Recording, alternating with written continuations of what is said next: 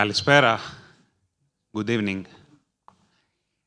My name is Stratos Efthymiou, and I'm the Consul General of Greece in Boston. Thank you all for joining us tonight. It means a lot to us. I'm convinced that the Greek diaspora is a hidden gem, especially in the fields of technology and science. And through events like this one today, we are trying to connect Greece to our diaspora and to the Boston ecosystem. With Marina Hatsopoulos and Michail Bletsas, and together with a great team of volunteers, we've been building the Hellenic Innovation Network, a hub of investors, start-uppers, entrepreneurs, innovators. And at the same time, at the Consulate, we have set up a task force working on the establishment of a non-stop flight from Boston to Athens. And we are optimistic, and I hope that very soon we will have some good news to share with you. So I would like to express my admiration to Nicolas Negroponte and my appreciation for his support on our networking efforts through his presence tonight. I'd like also to express my gratitude and thanks to Michail Bletsas for hosting us here and making this event possible. Michail Bletsas is the Director of Computing of the MIT Media Lab. He's a research scientist, an innovator, an inventor, a global thinker, and he has served in the past on the board of the Hellenic Telecommunications Organization, and he has been serving on many other boards of organizations which are trying to promote entrepreneurship and the technological advancement of Greece. So Michail was the first person I met when I came here in Boston 20 months ago, and he has always been extremely helpful, both to me, but most importantly to Greece and to the community here. Thanks to his time, his efforts, his precious advice, the Consulate has improved its capabilities and its services to the citizens. So ευχαριστώ.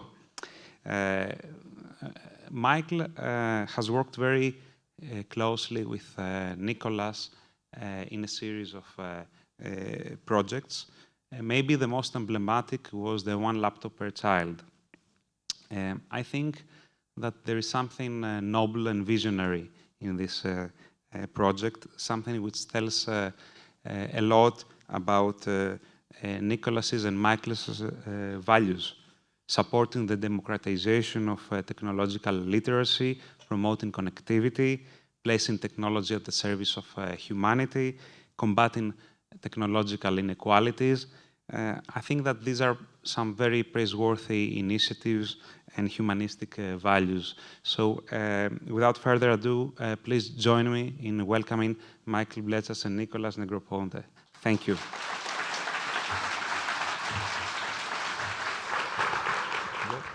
I have the awkward privilege of welcoming and introducing somebody to the place that he built, but you know, that's life. Nicolas came to MIT in 1961, if I remember correctly, never left. I hope to be able to repeat that. I've only arrived here, though, in 1995. I arrived here because of Nicolas, not in any traditional way. I was walking and saw the cover of Wired magazine. It was the fall of '95. His face was on the cover, manipulated via photomosaics application that a student at the Media Lab had pioneered. And I wondered whether I should buy the magazine. I bought it. I learned about the Media Lab. At the last page, there was the job posting for my job, and the rest is history. So I would like to start with, what did I miss since I joined only in '95? Well, first of all, I was Wired Magazine's initial funder, and as their primary funder, they had to put my picture on the magazine, and the advertisement for the job was free. When I came to MIT, which was indeed in 1961, I thought I would be an architect.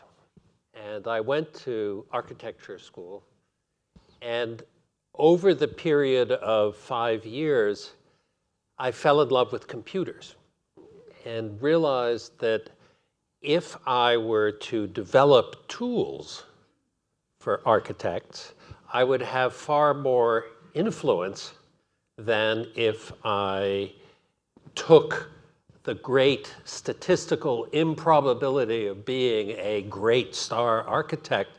I might influence 1 or 2 buildings or maybe a small part of a city. But if I worked on the tools, then I would not get any credit, but I could have a much bigger influence. And that was my personal rationale for moving to design, to computer-aided design, then to computer graphics, then to media in general, then to the Media Lab. That was the trajectory. And a great stroke of luck happened because I had started a laboratory that was part of the ARPA funding community, and we had a lot of very interesting research. And before flat displays existed, before a lot of the things that we take for granted, we sort of were inventing it in the early stages. And if you were to visit our lab back in the mid-'70s, late '70s, you would see things that looked and felt a little bit like the Media Lab. But the great piece of luck is that that laboratory was in the dead center between the office of the president and his chauffeur. So every day for lunch, the then president would walk through our lab to get to the elevator to go down where his chauffeur was parked. This was a man named Jerry Wiesner.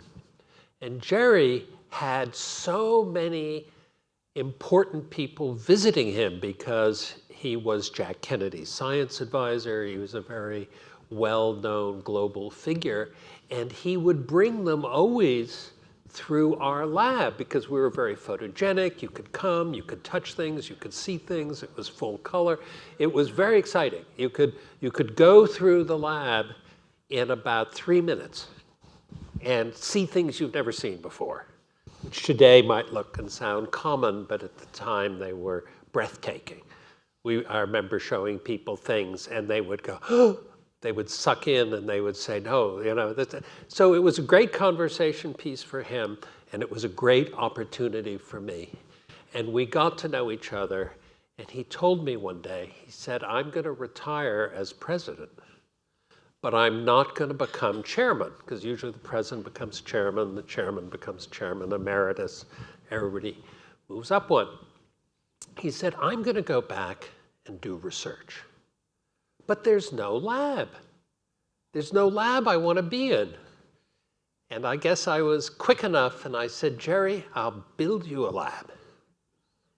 And that's literally what happened. That's how the Media Lab got started. And we became very good friends, and we raised money to build the first building, and we put in all the bits and pieces. But that's actually the real story. And the other thing that happened, which was a little bit of let me call it luck, I was at the time the academic head of all the arts activities at MIT, which were considered the sissy activities at the Institute. Photography, film, video, environmental art, computer music, computer animation. I mean, come on. And this was back in the early 1980s, and I had two very, very dear personal friends who were considered absolute misfits. One was Marvin Minsky, and the other was Seymour Papert. And that group, with that group, we formed the Media Lab, and we were outcasts. When I went to see the provost at the time and said, I want to bring Seymour Papert into the Media Lab, I expected all sorts of resistance. And he said, be my guest. Take him. Absolutely. Thank you. Take him. And so we were the refuse of the Institute. And Jerry Wiesner was our, not our mascot, but he was our leader and gave us enormous amount of shelter and protection.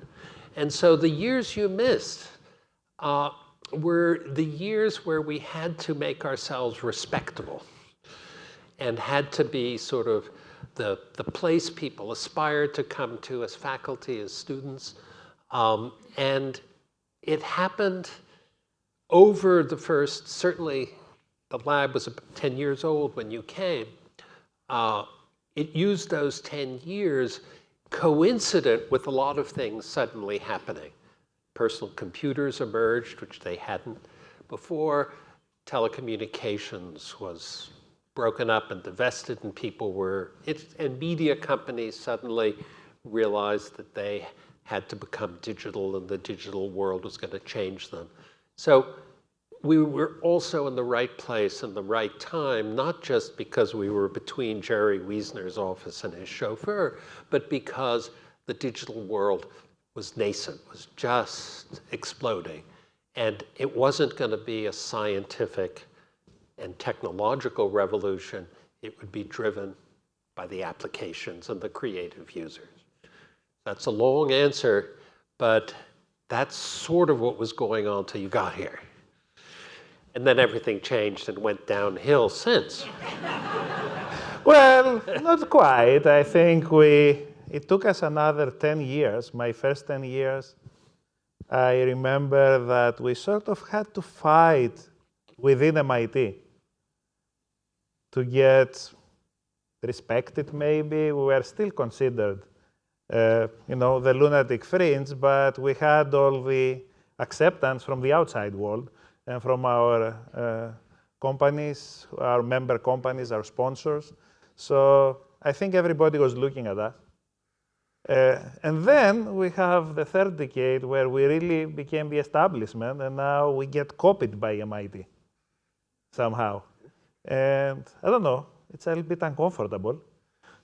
It's never fun to be the establishment. No. No, you don't want to be. And now MIT has this effort called the College of Computing. It's been forming as we speak. Nobody knows exactly what final form it will take, but it seems to me like it is the Media Lab only trying to have a wider application domain. It's not just because they're copying what we did, it's also because the times have changed. And what's they are doing now is very commensurate with the times. 35 years ago, it was not. It was very, very different. And so while I'd like to think that everybody's copying us because they understood, they're also benefiting from social and economic movements that have changed the nature. For better and worse, we can talk about both, but they've changed the nature of computation.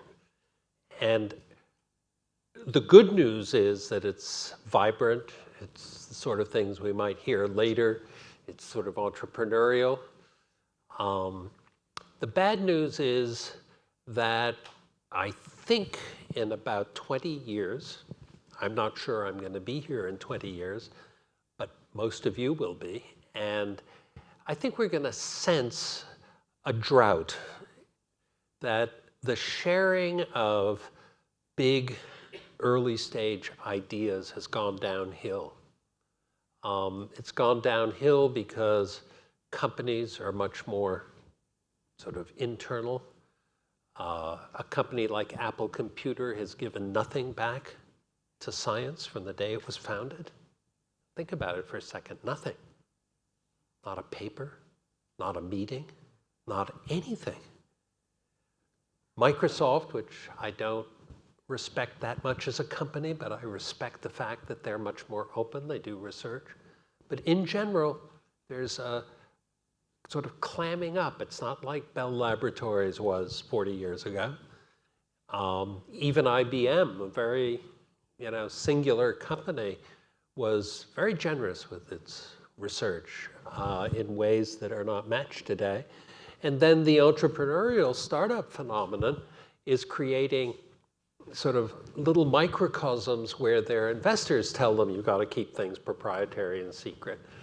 So that's happening. And if you look at from the outside, I think we're going to see a deficit in 10, 20 years, but we'll fix that. In other areas, things may change, but the vibrancy of computers and telecommunications today may get hurt by the degree of sort of closed, not public information over a longer term. But what people have done is they have realized, and you take this for granted, it maybe is not mentioned this way, that computers are like photography. If you think back to the history of photography and cinema, the world of photography was invented by photographers. It was invented by people who wanted faster speed, or they wanted color, or they wanted motion. And most of the people pushing in that world were the creative users wanting it to do a little bit more than it was doing. They wanted people not to have to stand like robots for 30 seconds or do. And that kind of push has happened in computers. And the people that push the boundaries are the people in computer music, cinematography, special effects, education, so on.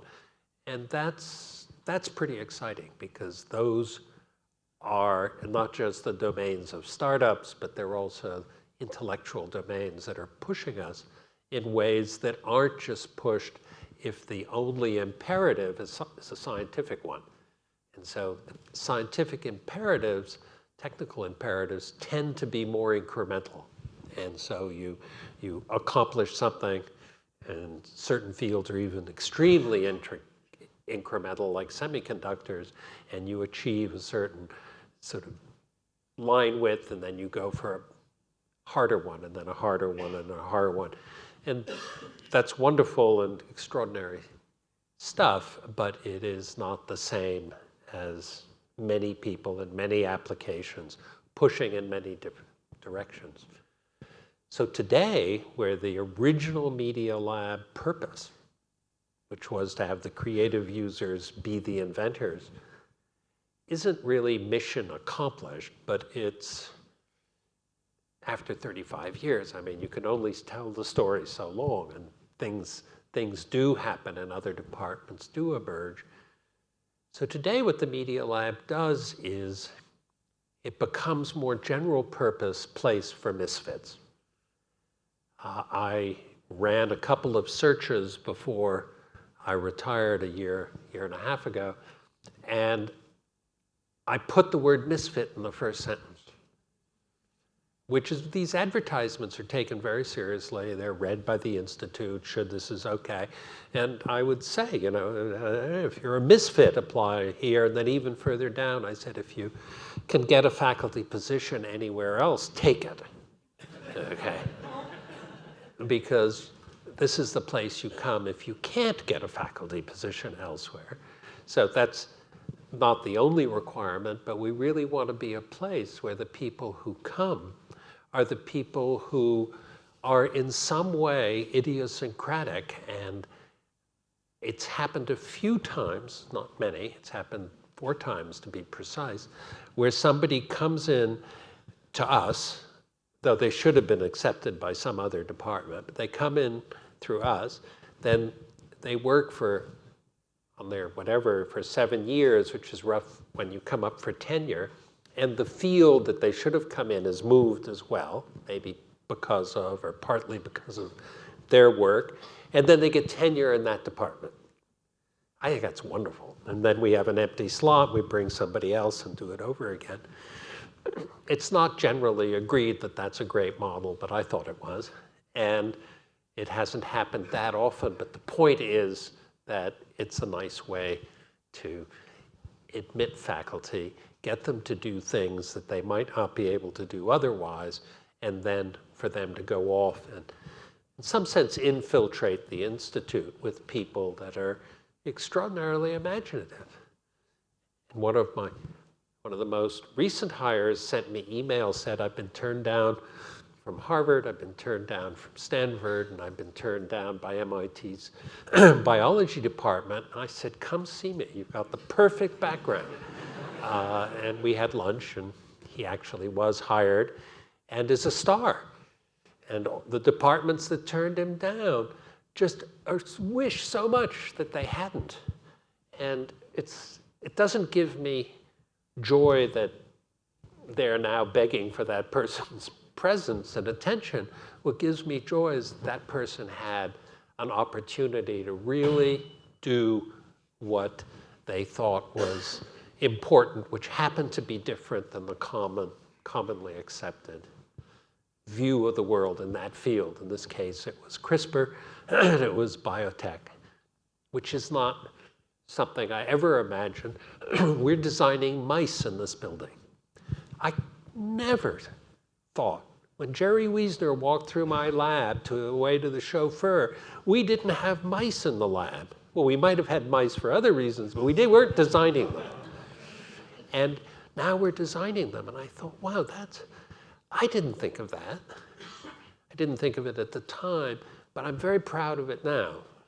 And it's in keeping, and it makes sense. But if I told you at the beginning, and you asked me to give a talk, and I say, we have a mouse design program, and here's what our mice do, and why we have genetically modified them, and what the purpose is, and then ask you, are these real mice, or are they artificial, are they alive, are they animal, are they little computers? But they're mice. And I find that emblematic of what the Media Lab is currently, that's today. And who knows what it'll be 10 years from now. We are going through an inflection point, it seems, though, in computing. Moore's law, for all practical purposes, is dead.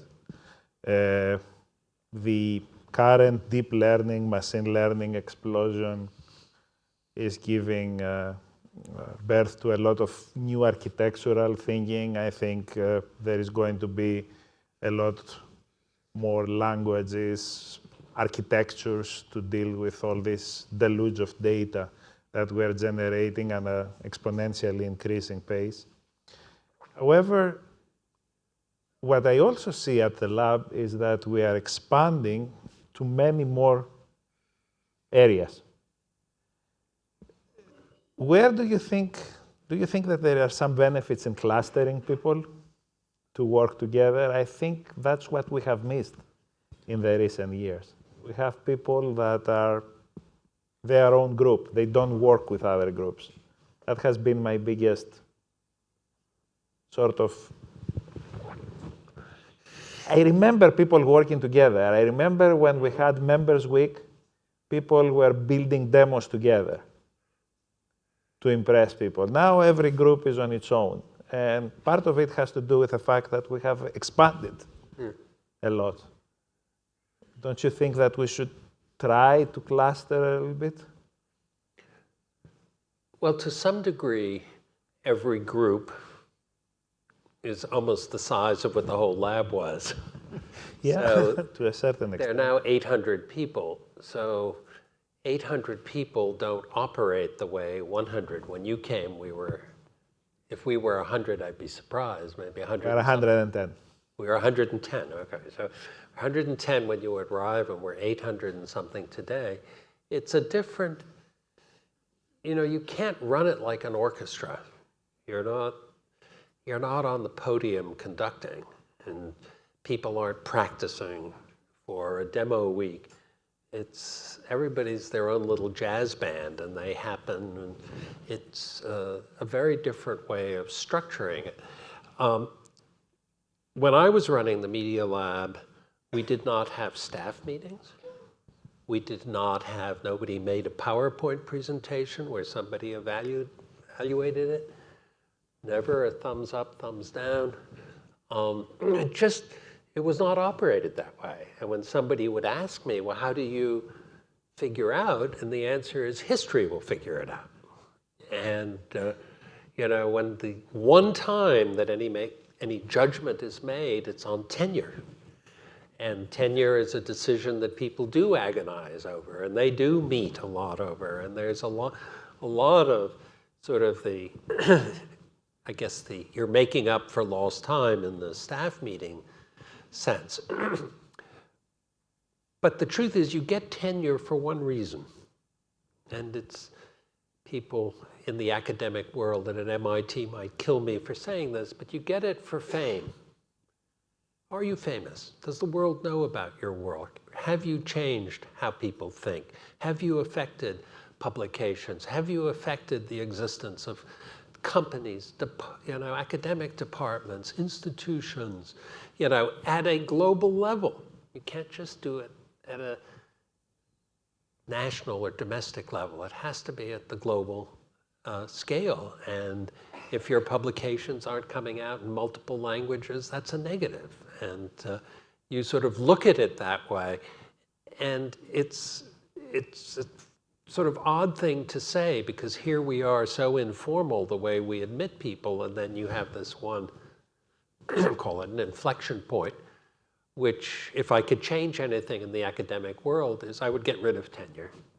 I don't think it's a good idea. I think it's outdated.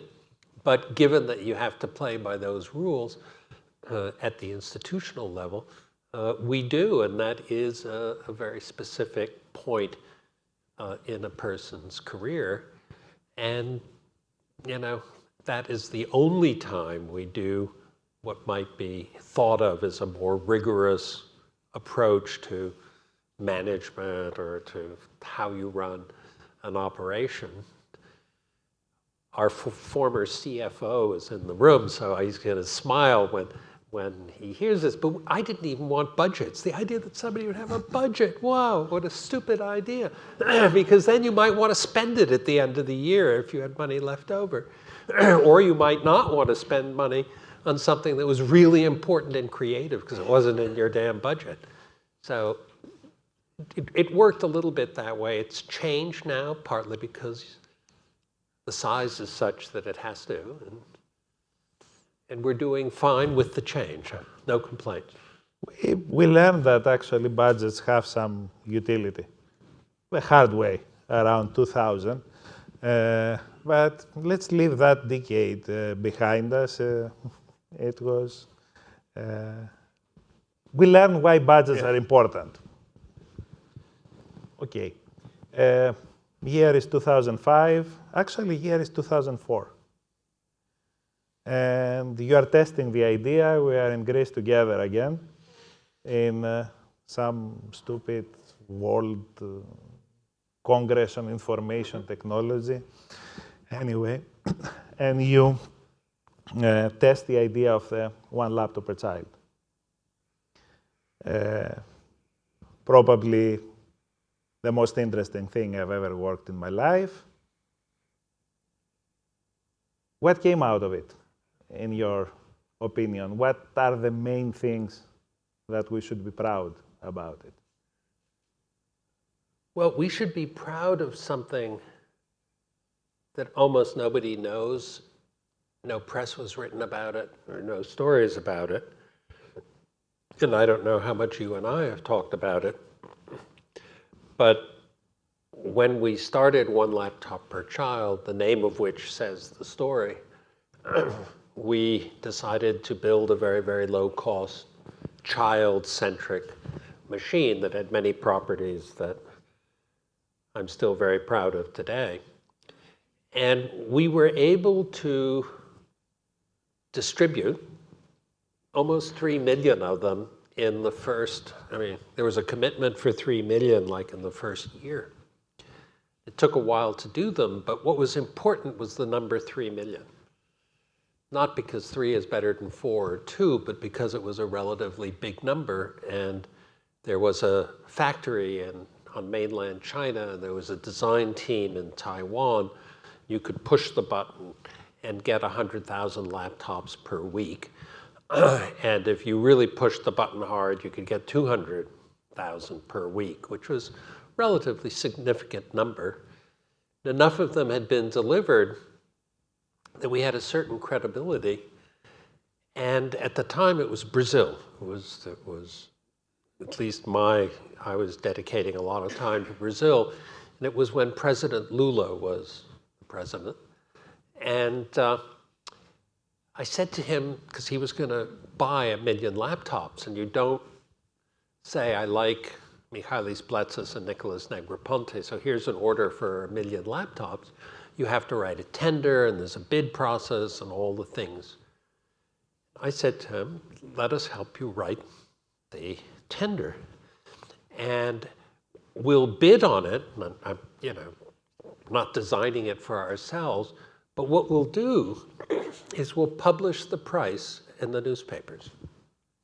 We'll publish the price that we are going to bid 2 weeks or 3 weeks before the tender is due, which is not normal because you usually do that in great secret. Sort of, the cheapest one it wins. In the case of Brazil, it's always the cheapest. There are no other. It's always the money. So we published our price, which, as I recollect, was $179 because it included service and spare parts and other things. And the winner, the person who got the order for 1 million laptops, won it for $180, $1 more. And I thought, wow, what a wonderful way to get laptops into the hands of kids. We didn't need to build them, and we didn't need to sell any, and it didn't make any difference, in some sense, whose laptop. Ours was better, but still. And so this happened again and again and again, and we kept publishing the laptops. And it's not clear how many got into kids' hands as a consequence of this. Was it 10 million or 20 million? I don't know. I've heard much higher estimates. But that was the secret. That was what made it, in some sense, far more interesting, because you didn't really have to sell laptops. Now, there was a group already within 1 laptop per child who were treating it a little bit too much like a business, but it was still, as a general ethos, I think, a very important one. And so I look back at that with great fondness, and hindsight has been very kind to the project, because at the time it was highly criticized, but now stories I read about it and people talking about it in hindsight do it with far more affection today than they had 15 years ago, that's for sure. But that's okay. It had its effect, and I put into my news alert the phrase 1 laptop per child, and I get 3 or 4 news stories a day. And those stories are clearly not about our laptop, but just the idea. And it's stories not from the United States, it's stories from all over the world. And again, as a concept, I'm very proud of it. And you don't have to do it yourself all the time. And I think that was a key result. It was actually an exercise in finding the right balance. I mean, we had to do enough. You had to do the first 3 million, yes. So you had credibility. You have to do enough so that you get credibility, yeah. But afterwards you didn't have to build them anymore.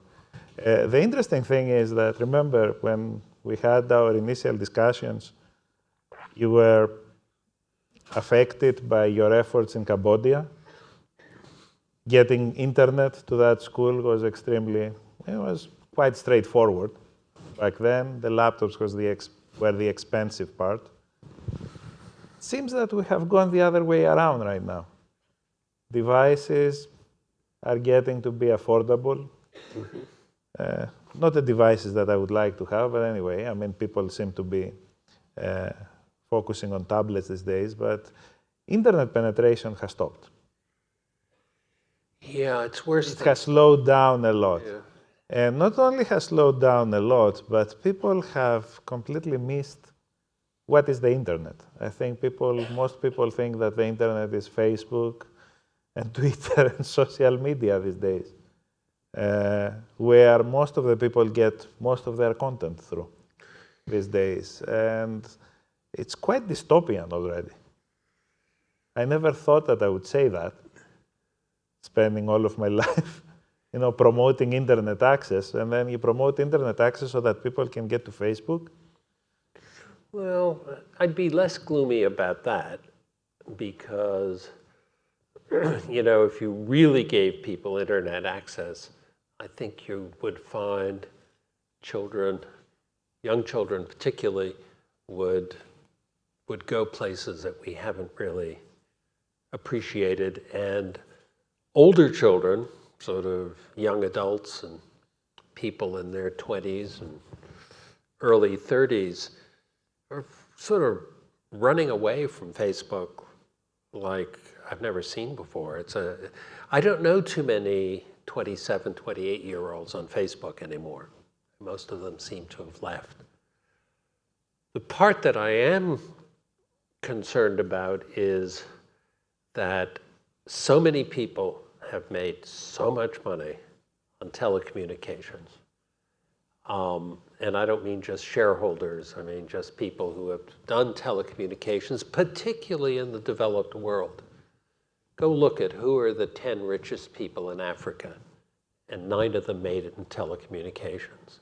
Look at the 100 richest people in the world who, now there's some older industries in there, but half of them made it directly or indirectly in telecommunications. A very lucrative commercial opportunity. And at the same time, it's a civic opportunity. It's sort of where the future of learning is. It's where you can actually do things that would be more in what I would consider part of human rights doctrine rather than sort of entrepreneurship and building another system that we're going to measure by average revenue per user. And that's not happening fast enough. People like the United Nations and its various subsidiaries are basically voices for industry.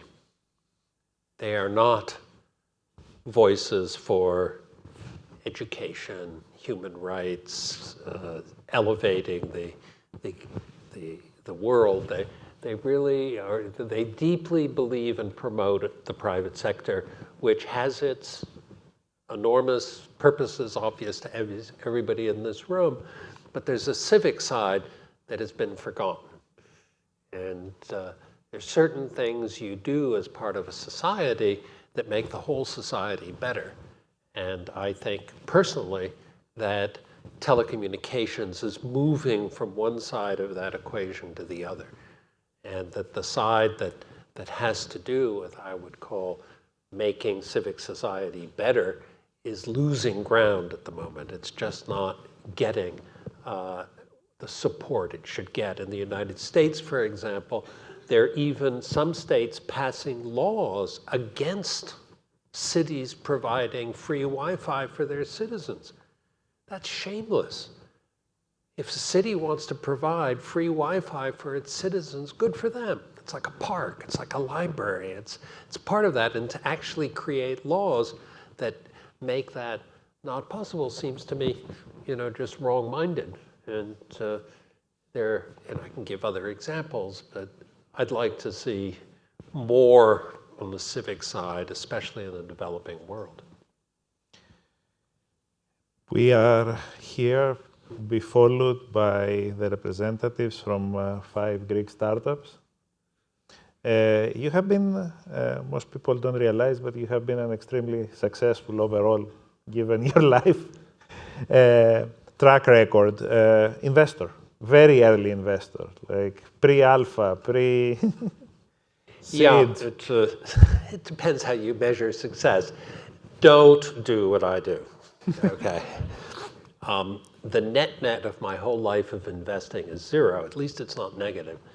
But it's, I've invested in 60 or 70 companies personally or as part of a little group. And I would say less than 1 in 20 have been remotely successful. So those are very bad batting averages. But on the other hand, it was very exciting. And for me, I found it, that it was the space between the Media Lab and industry. Our sponsors were big companies. Our students and faculty were doing very initial research. So this was a taste of the space in between. And I would fund things like Segway. There's a stupid idea. And it wasn't a stupid idea, but the person who invented it did it, in a way that wasn't so good. But, it was well known. If you graduated from the Media Lab, you could come into my office and in 5 minutes walk out with $50,000. And, you do that 20 times, and it sort of adds up to real money. And then you do well in something that lets the next 20 people come in and ask for $50,000. And so it was a little bit of a self-generating process where I only made money twice in my life. Once, believe it or not, on Wired magazine. It turned out to be very successful, and once on a Chinese startup that became a pretty big web provider or internet provider in China. So they sort of finance the other things. But it was wonderful to do it. I don't regret it at all. And what I learned is, I learned it too late. If your measure is economic success, which was sort of not mine was much more into, the quality of the idea. So I was a terrible, you didn't want to give me your money to invest because I was really interested in the ideas. But if you were just interested in making money and being successful in that sense, you could spot the person independent of the idea. That the person, the winners, if you will, in that sense, were totally identified, independent of their idea. And I thought, wow, that's pretty amazing. And I ran into it recently. A couple of Harvard students came with an idea. And it almost didn't matter what they're doing. And in fact, what they're doing isn't so interesting and important, but they're doing very well. So it's kind of funny, because we spend so much time on the idea, which I did for a different reason. I loved the ideas. And in the end, it's the people. It's almost only the people, which is partly the ability to present it, of course, because that has a certain, sort of charm, and the person's energetic, and how they're saying it. And you say, oh, that's passionate, and they really. So that helps, but that doesn't do everything. But it's important, and it's relatively predictable. So I was in Greece recently speaking to young colleagues of mine at the student conference for electrical engineers, and people asked me whether they should go out and do a startup or whether they should go and work for a big company. And they were very disappointed because I told them that, look, if you can find a job in a big company, take it. Go out, learn how to work with others, unless you feel very strongly about your idea. You're not going to find it, and a lot of you are doing startups right now just because you have nothing else to do. And that's not the best idea either. So I find always myself in this very strange position, because I have to support a different set of things here, and the moment I step off the airplane in Greece, I have to switch 180 degrees, not 360, as somebody said, and support completely different things, almost exactly the opposite. I've heard you many times supporting civic causes and motivating people or to go and take jobs in the public sector and help not be so, entrepreneurial lately. And it's a very interesting, we discussed it a lot with Marina and Stratos about this because we have Greek startups here. I believe we have the capabilities and we have the materials and the people and the knowledge to do something similar to what the Israelis did, maybe not in that scale, but follow a very similar model in actually, move forward despite our political instability and be outwards looking and be extroverts when we are trying to sell. I told them that the worst thing that they can do is try to sell to the Greek government to begin with and to the Greek market. Second, that's the worst thing that can happen to a company because you tend to develop skills that are not really needed outside of, at least in the Western world. They might be needed somewhere else, but not in the Western world. What would your take be for these people who are here trying to, work with their ideas, having developed their first versions of their products, trying to do something different in Greece that's quite common here, though? Well, what Michalis is referring to is for the past 5 or 6 years, I've been very negative about startups. And I've been negative because I thought they were sucking big thinking out of the community, whether it's corporate or academic, and that I saw very smart people who discovered the cost of entry was low and a girlfriend and boyfriend could work at home after things and develop an app and a company or their friends, and it was kind of cool, and you didn't report to anybody, and you had but as that developed, and as soon as you got an investor, some angel investor, the new F word is focus. So you take a predominantly small idea, because they tend to be very small ideas, and you make it smaller through focus. And then this small idea, if it succeeds along a certain dimension, and maybe a company will buy you because they want you and your skills, but when a company buys you, then they lock up the intellectual property. So from my point of view, just looking at what's going on, you see a lot of the basic energy getting either locked up or made too small. And I think we're going to feel that deficit, as I said before, in about 20 years. Now, when I look at this, I have no idea what the four companies are going to present, 6 companies?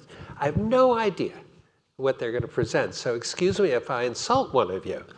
But if the only reason you're doing it is to make money, then go work for a big company. You've got to be in love with the idea. And if it's doing someone else's laundry or delivering their pizzas, screw it. We don't need another one of those. But we need some really, if you've got an idea, and it doesn't have to be absolutely, but it's still got to be an idea. And that's my, take. And, there are certain things that are very successful economically, which I don't consider meet the threshold of what I would call an idea. Nicholas, what is the last startup that you have seen that has really inspired you? Inspired me.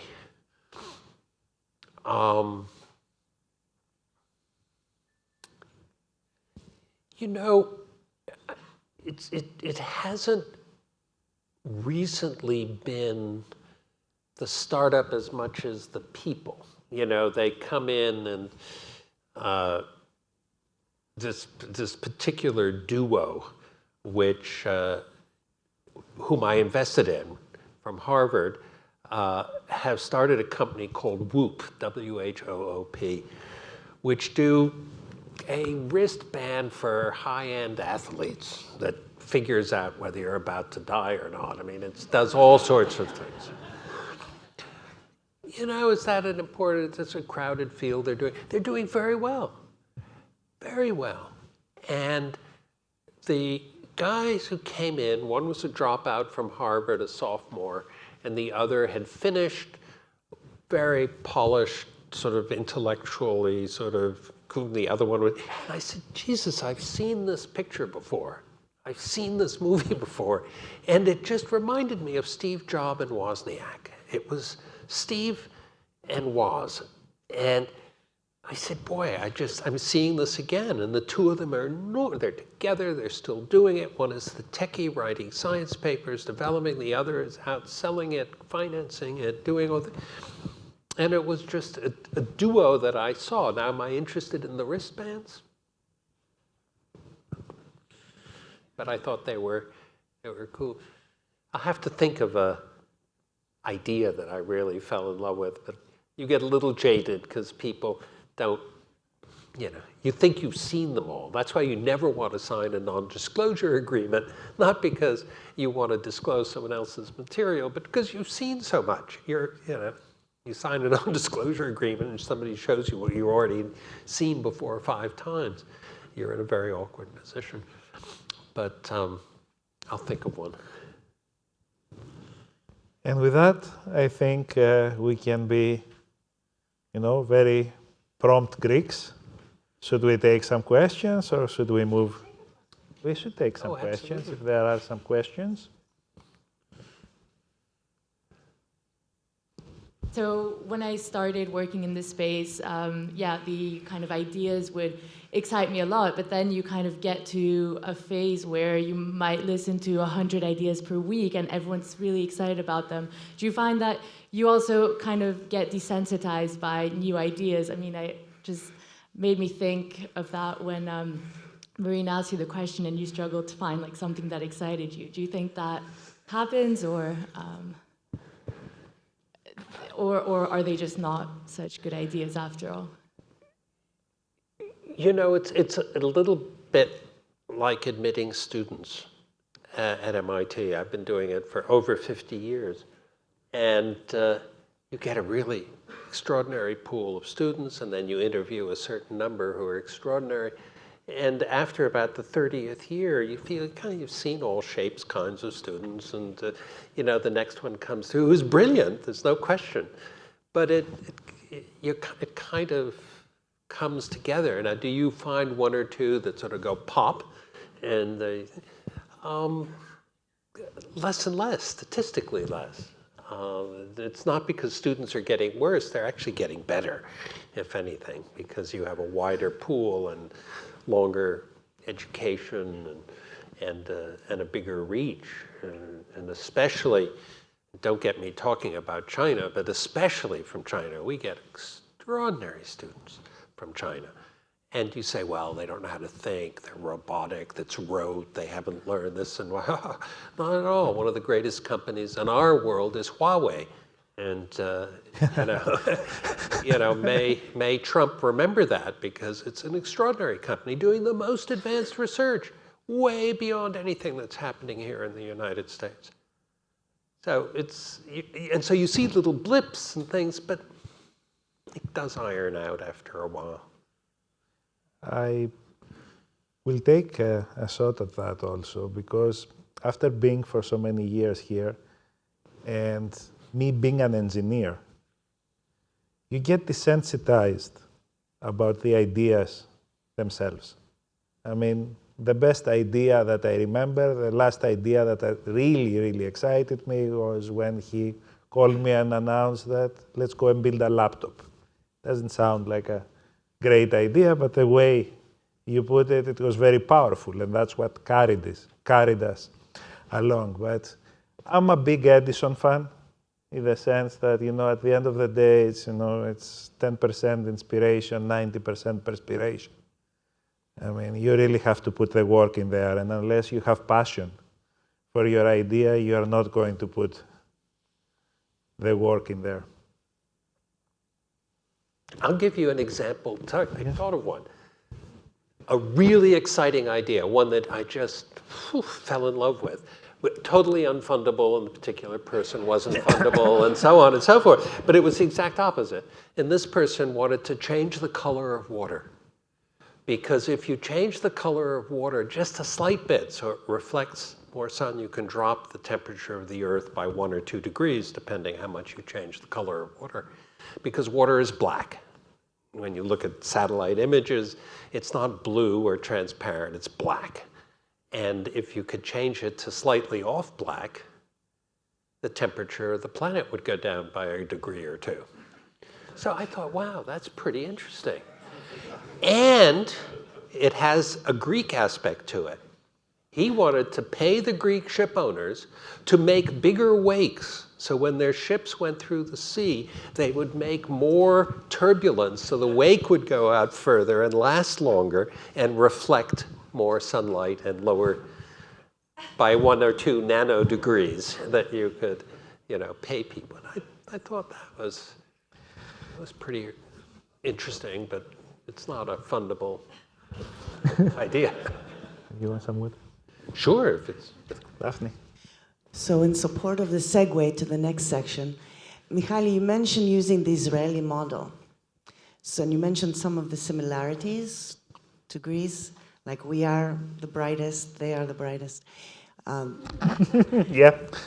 and many others. What about the differences? What would be obstacles to using Israel as a model? 2 main obstacles. One is that we don't have the sense of urgency. We are not threatened. Or we think we are not. We think we are not. We don't have their sense of urgency.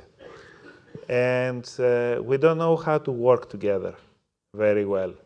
Because of their peculiar situations, they all have to go to the army. I work a lot with Israeli cybersecurity companies who have made Boston their launchpad for the US. And all of them are teams that were put together during their army years. So there you learn how to work together, because if one screws up, everybody feels the circumstances and it's pretty serious. So it's not the right way, and I don't wish Greece to ever have these situations. However, we are at a very difficult point right now. We are at a point where if we don't make a leap forward institutionally in the next 5 years, we will be stuck at the current situation. I mean, it will be a very nice place to go for a vacation, and that's about it. So the next 4 or 5 years will be extremely crucial for the future of Greece, and unfortunately, I don't see that kind of urgency. Another big difference, the Israeli universities are good and they are getting better. Our universities had pockets of excellence, and we are losing them and we are becoming worse right now. So we have, even if we don't understand it, we do have a survival issue in front of us if we want to remain an advanced Western society and democracy. And we really have to do everything that we can in our hands to get out of that. The next few years are going to be extremely crucial. And with that, big applause for Nicolas Negroponte. I'm Marina Hatsopoulos. Welcome. So happy to have you here. Thank you to Michail Bletsas for hosting us here today and giving us such an amazing chat with Nicolas Negroponte. I was a co-founder of one of the early leaders of 3D printing, which came out of MIT, actually, quite a few years ago. With the support of the Consul General of Greece in Boston, Mr. Stratos Efthymiou, we have a group which was formerly called the MIT Enterprise Forum Greece Diaspora Council, but we decided that was too long, and so we are now calling it the Hellenic Innovation Network. And you will all be receiving information in the coming months about a platform that we're building to help connect entrepreneurs coming out of Greece who want to expand to the US with all of you, with this rich network here of Greeks and Greek friends, friends of Greece, who want to help those startups to grow and to succeed.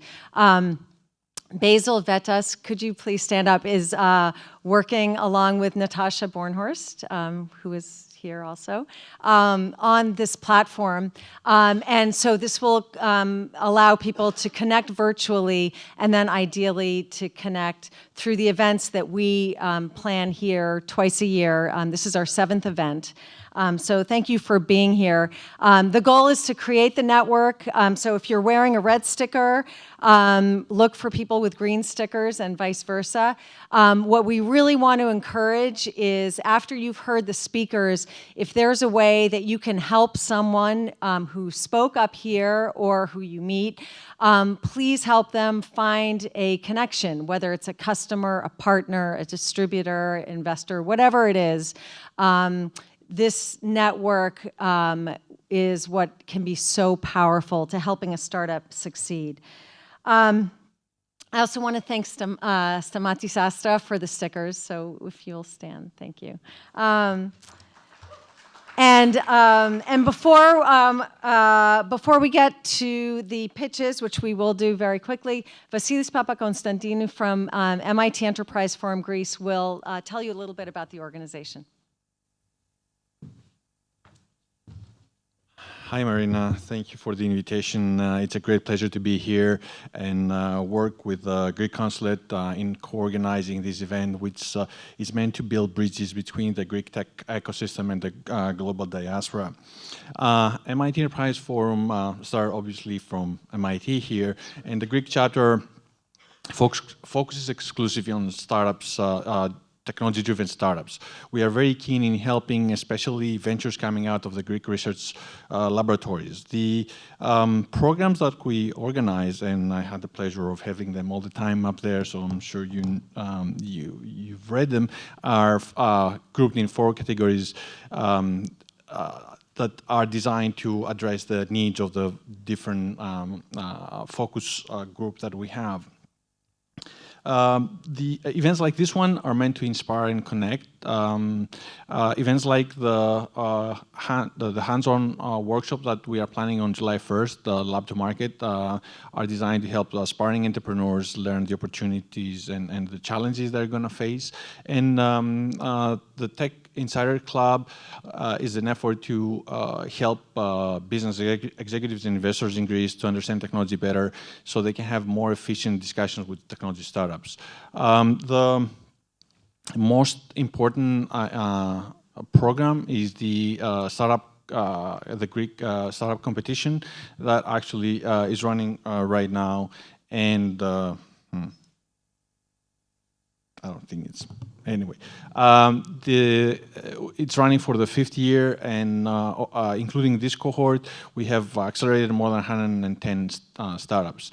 Some of them, like Artisafe, you're going to hear about in a minute, are leading the way in the technology transfer space. This year, we introduced, in addition to the general track that we had for the previous years, this year we had a new track focusing on mobility and energy that is exclusively sponsored by the Hellenic Petroleum, and we plan to expand into new areas. If you happen to be in Athens on July 2nd, you're welcome to join the finals ceremony where you're going to meet the finalists of this year, hear the pitches, and celebrate the winners. Back in 2015, when we announced the first finals of the first competition, we had a referendum, and then capital controls were imposed. This year, when we announced this year's finals, the Greek government decided to announce snap elections. So, first time coincidence, second time signal. So please follow our social media to learn more about what we're doing. And if you're interested to become more involved, like a mentor or a judge or a sponsor, please come find me afterwards. Thank you.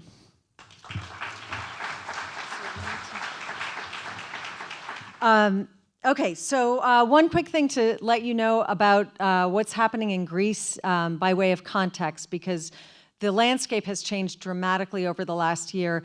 The European Investment Fund a year ago committed 320 million euros for venture funds investing in Greek startups. And so that has really changed the landscape and brought many more interesting startups to the fore. I want to let you know we're going to have all of our 6 presenters present one after another, boom, boom, boom, very quickly, and we will do a Q&A at the end. So save your questions for after. So without further ado, Bill Janukos from Pineapple. Thank you.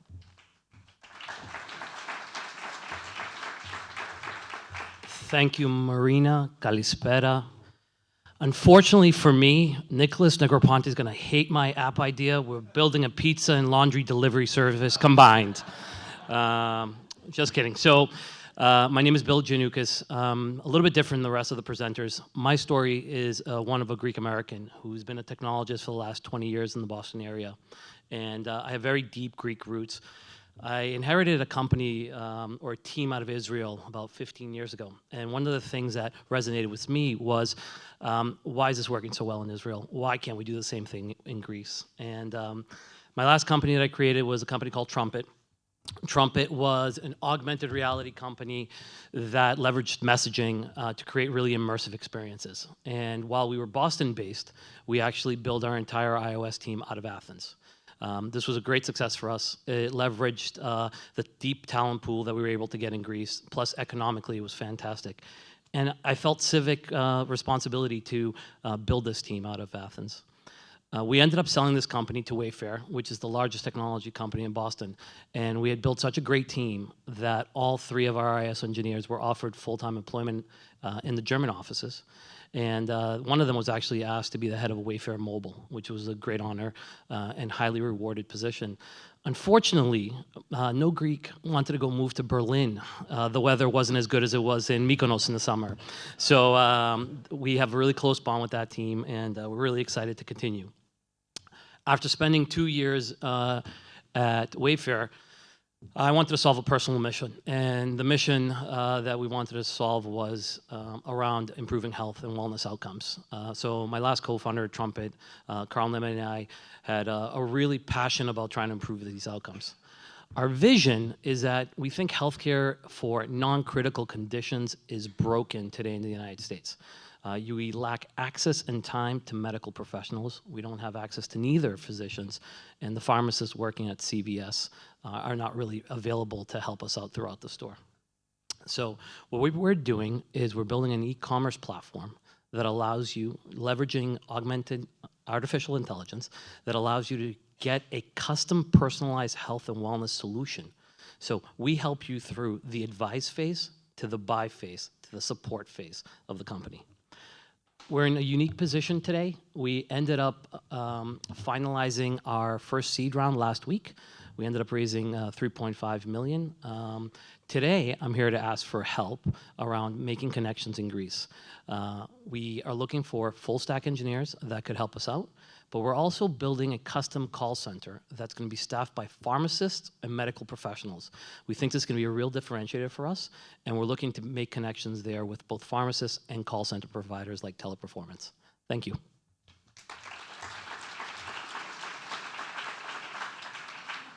So, hi everybody. Marina, thank you so much for the invitation. I'm really glad to be here.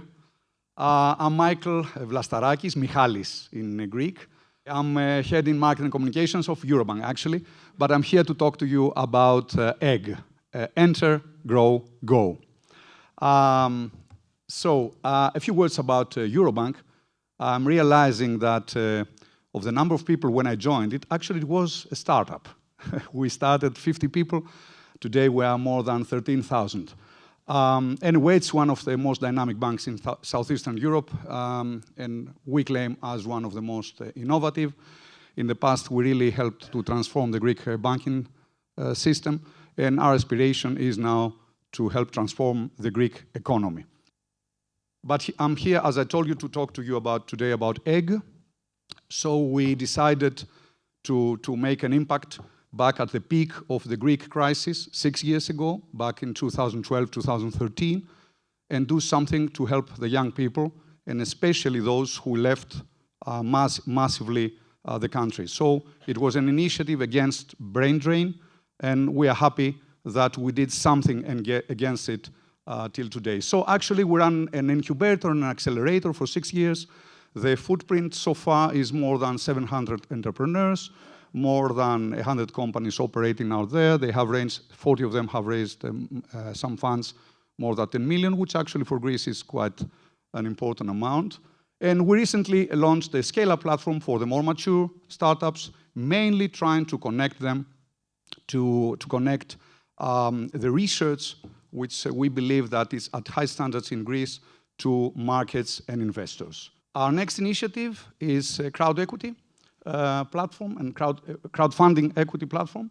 And actually the aspiration there is for promising startups to give them access to a broader investor base, not only in Greece, but internationally as well. So why we're here? Why am I here? For 2 reasons.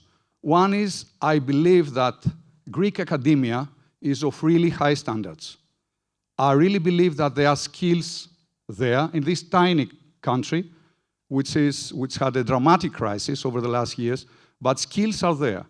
And either out of necessity or really out of unique skills, they became extrovert recently.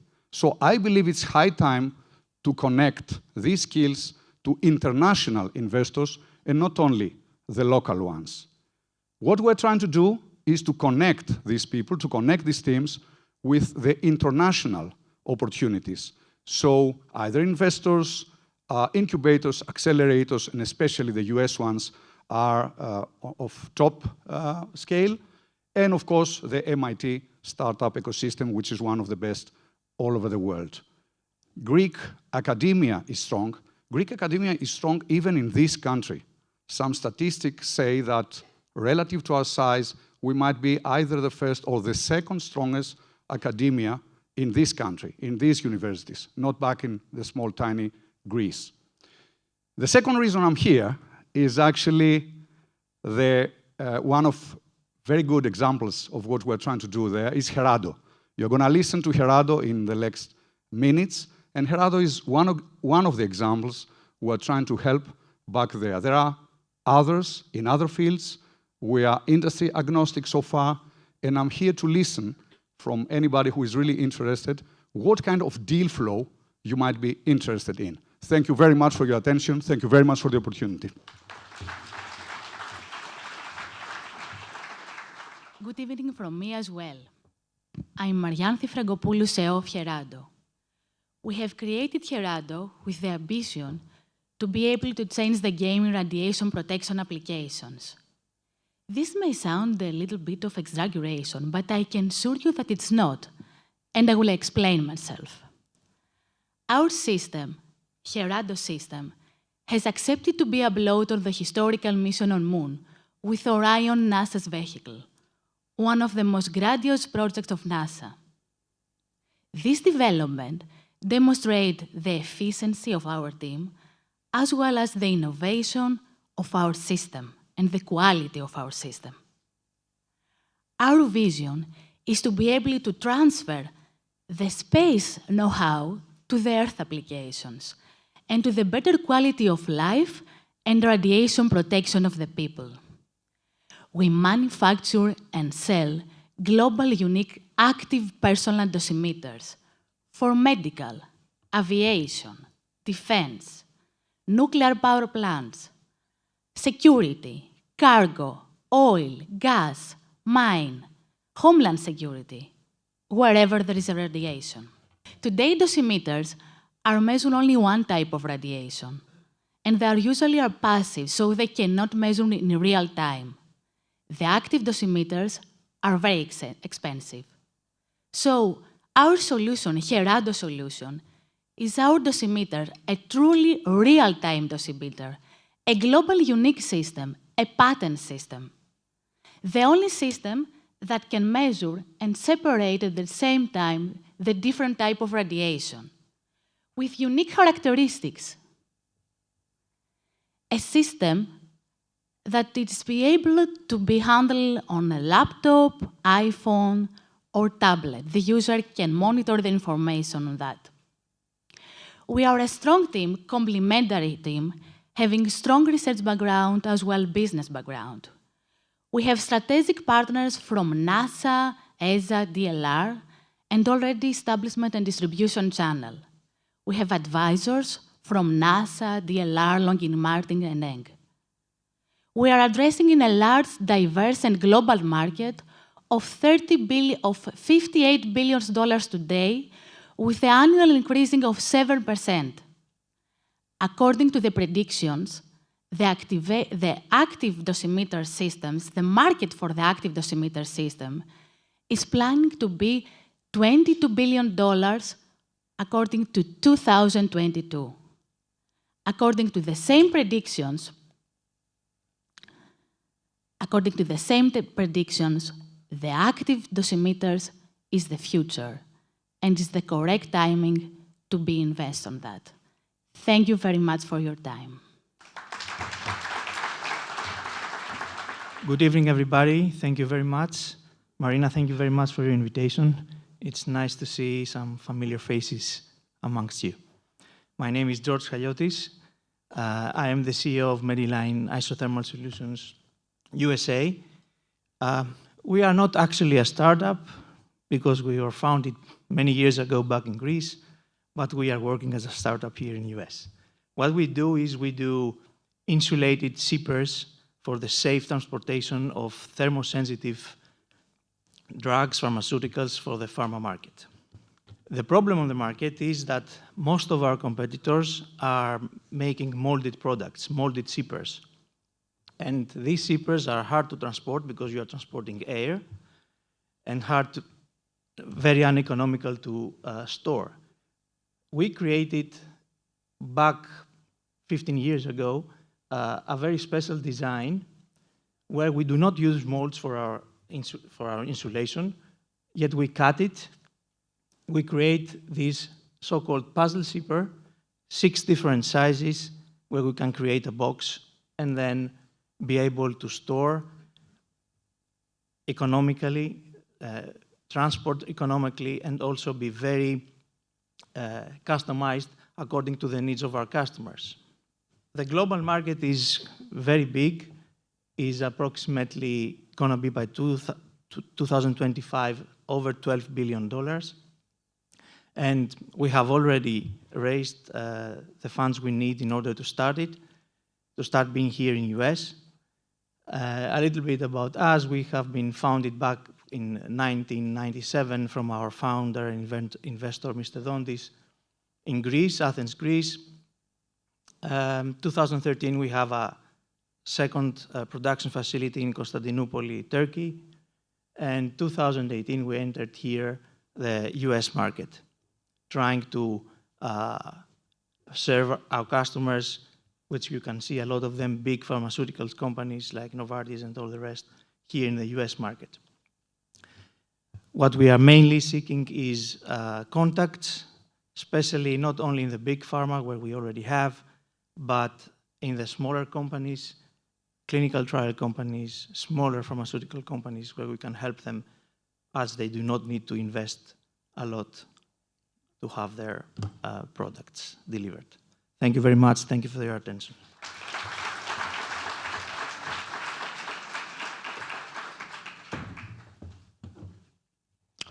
Hello, everyone. My name is Apostolos Atsalakis, and I'm the co-founder and CEO of Pnoe. Pnoe is a breath analysis device that tells you how to eat, how to train, and how healthy your heart and lungs are. Breath analysis is widely accepted as the most accurate way of prescribing personalized nutrition, workout plans, and also screening in a non-invasive way the cardiovascular and pulmonary health of an individual. However, the biggest problem of breath analysis today is undeniably the limited access to the measurement. Our proprietary-owned technology has solved this, as our product PNOE that you can see on the slide is 10 times less expensive than competition, is very user-friendly, and through our cloud-based solution, we're doing the heavy lifting of analyzing the results for our users. So far, we have seen a lot of interest from the fitness market, and we're already selling our product in fitness centers, nutritionists, professional teams, universities, and many more. In fact, we're fortunate enough for being already trusted by leading institutions globally, like the MIT Media Lab that we're here today, by Exos, who is the largest provider in corporate wellness in the US, by TB12, and many more who are already PNOE users. Our team has currently achieved to reach annual revenues of $2.5 million, which is actually our annual run rate. And we're doing this by selling our hardware with a profit margin of more than 70%, and also by selling our analysis services.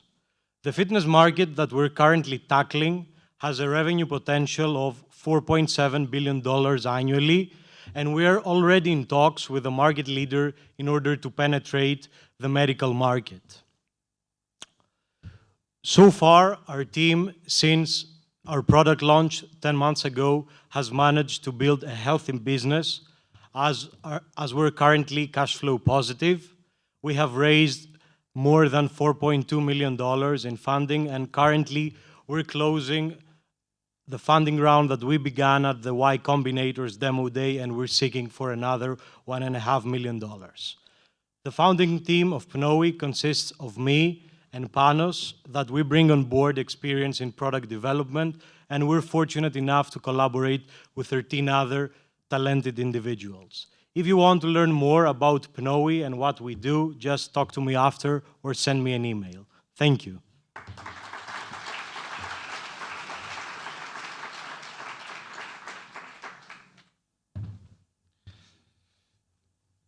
Good afternoon from my end. Thank you so much for the invitation. It's a true honor for me to be here. And thank you too so much for the inspiring discussion earlier. So I am Vangelis Papas. I am a professor of medical physics in the University of West Attica in Athens and the founder of RTSafe. Actually, MIT is like a family to us because RTSafe was the first prize winner during the first MIT Enterprise Forum competition back in 2015.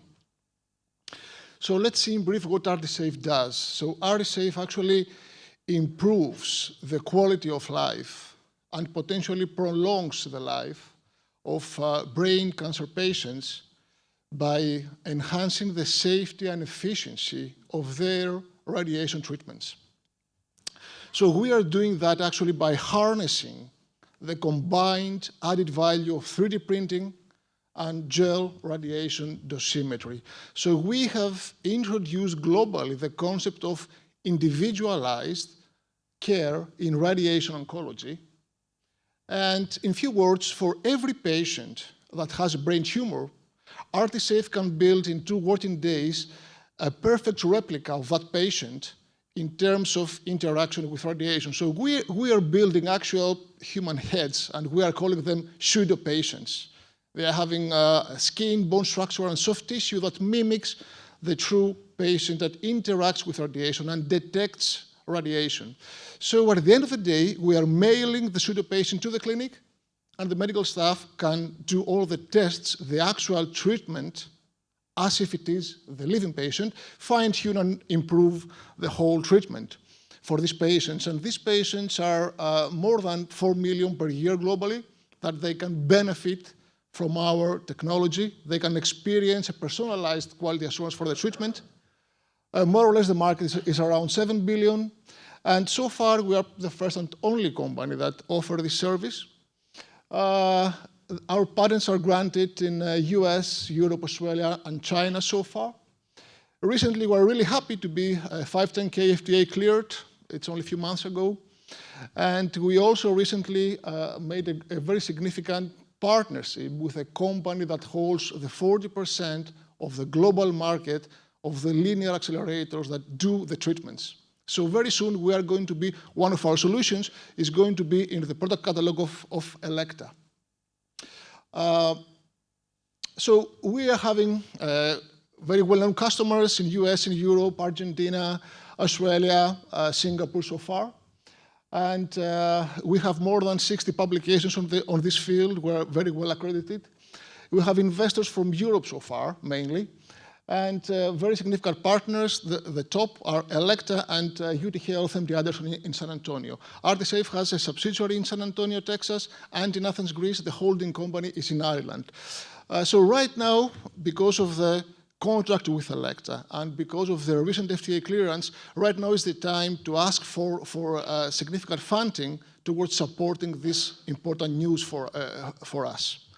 As I usually say, so far, we have successfully walked the road from 0 to 1. And right now is the time to use the right funds and the right belief in our social vision and then financial vision towards going from 1 to the sky and support each and every brain cancer patient, so all of the 4 million patients per year that can benefit from our technology. Thank you so much for your attention.